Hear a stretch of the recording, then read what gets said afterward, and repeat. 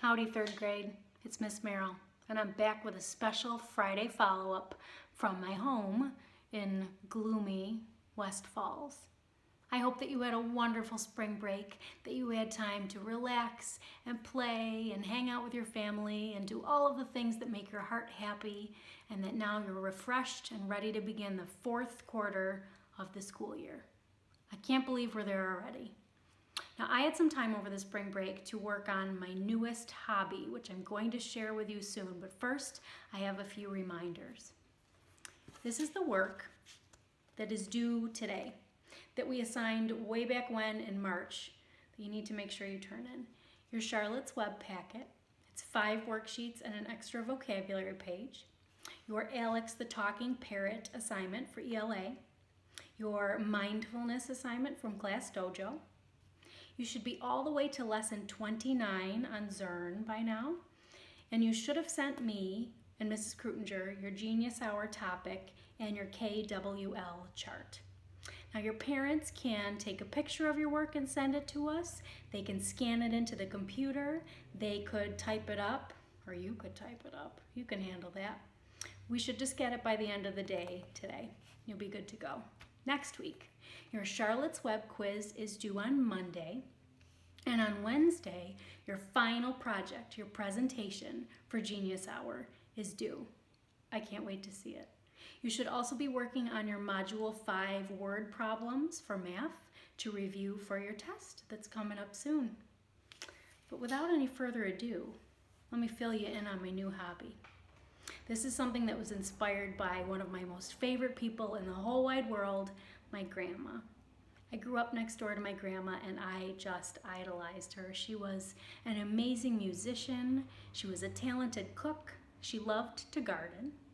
She always had a little patch of nasturtiums growing in her garden.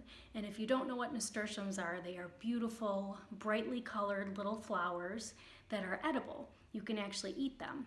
And my grandma used to always munch on her nasturtiums when she was working outside in her garden. And I always thought that was so cute. And every time I see nasturtiums, I think of my Nanny Bess and I smile. So I thought, I'm gonna plant some at my house this year. So I bought some nasturtium seeds. And then I bought some tomato seeds. And then I went a little crazy. I'm really lucky at my house that we have south-facing windows, so we get a lot of sunlight during the day, which helps when you're starting seeds. But this time of year, any extra light is helpful. So I've got some grow lights going here. I hope they don't make it too hard for you to see my progress. Check it out.